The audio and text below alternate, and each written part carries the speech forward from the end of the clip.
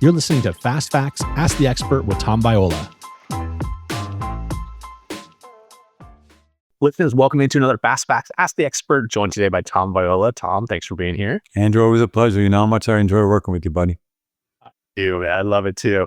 All right, we got another one. This is actually one of your favorite shows that I know about, is The Secret Lives of Mormon Wives. They had an interesting kind of a plot line in this story where there was a couple that was going through just some stuff, and they were prescribed or something, maybe they wanted to do it and someone just said, okay, we'll do it, but some ketamine therapy. And so I think that ketamine is starting to be something that we hear a little bit more about.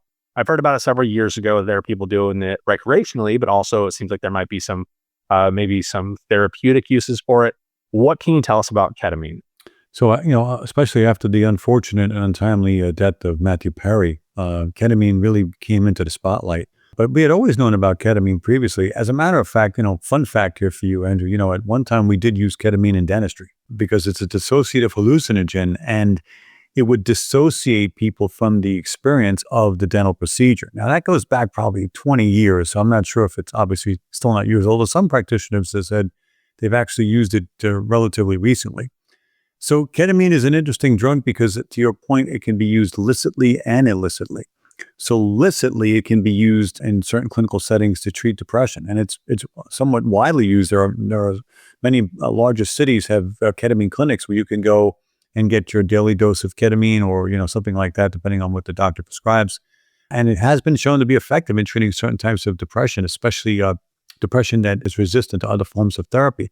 As a matter of fact, ketamine is available, if you want to call it ketamine, as a nasal spray called Spravato, which is esketamine, which is an isomer of ketamine.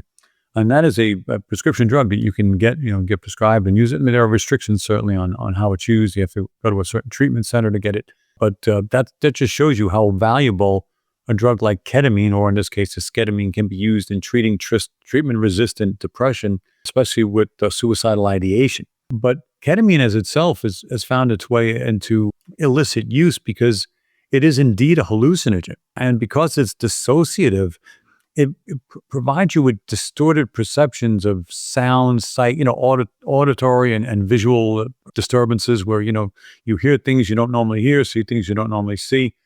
But a lot of people find it attractive because of the sort of detachment from their environment. And some people might even say it's an out-of-body experience when you use it. The other reason why I think people like ketamine is because it does cause a fair amount of amnesia. So not only are you dissociated from the experience, but you're so completely detached, you just forget it.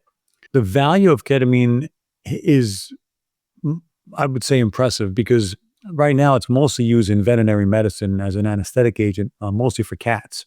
And there are stories of veterinary clinics being broken into where the thieves have walked by, millions of dollars of expensive equipment and just stole the ketamine and walked out. So obviously, ketamine has street value, and I think to this day, it may very well be because some people needed to use it illicitly, but some people feel, and I can't speak for a lot of people, but may feel that they'll use ketamine themselves to treat themselves for their depression, for self-medication. They're self-medicating. Right, self-medicating, because they don't want other people to know they're battling depression and that type of depression, which is including suicidal ideation. Going off topic just for a quick second, why cats? Was there a specific, you can't use it on dogs? You can't use it on... I don't know. It's so funny that it's only cats that end up getting the ketamine, but it wouldn't surprise me if they use it on dogs. It may have something to do with the way it's metabolized in dogs. I don't know. I wish I was more of an expert in dogs. All I know is feed them and take them out for a walk. That's about the extent of my experience with dogs. Well, look, I think cats are a lot more moody, and so they probably need a little extra hit on the drug. It's interesting that you say it, though, that it was used in dentistry. It's something I didn't know about. Actually, this is brand new information to me, but I can appreciate the amnesic effect of it. I think that would be really great for a lot of situations for our patients. We have a theme kind of going on with several of these drugs. I'm having a hard time understanding, and maybe we can talk about this kind of as these series goes on.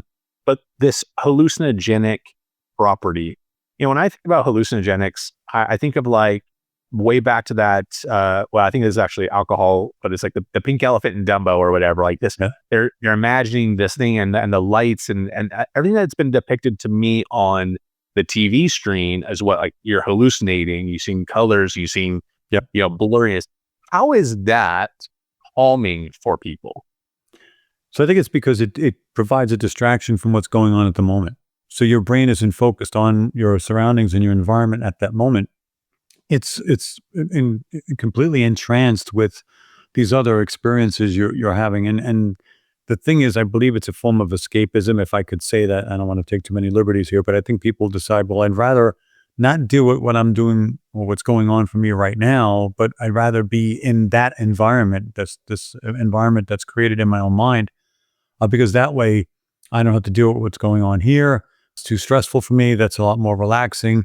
And I guess, especially with ketamine, that form of this complete detachment from what's going on around you, makes it attractive to a lot of people who, again, just want to avoid reality, even if it's just for that moment or that few hours that they're under the influence. The darker side to ketamine, though, that I must mention is that ketamine, because it has this dissociative effect and causes amnesia and causes this sort of ultimate peace and relaxation, unfortunately, ketamine can be used as a predatory drug, what we used to refer to as date rape drugs. And so, unfortunately, if people are given a dose of ketamine when they least expect it, to me, that's the dark side of ketamine. Dang. Yeah. Well, Tom, great stuff as always. Thanks for being here. If someone wanted to reach out and find you, how can they find you? Anytime at my website, tomviola.com, because I'm simple-minded. I named it after myself. And anywhere on social media at Pharmacology Declassified. Love it. Thanks. Thanks, Andrew. Thank you for listening to Fast Facts Ask the Expert. If you have a topic you'd like one of our experts to answer, simply email me, Andrew at ataleoftwohygienist.com, and we will get it on the air as soon as possible. Thanks for listening.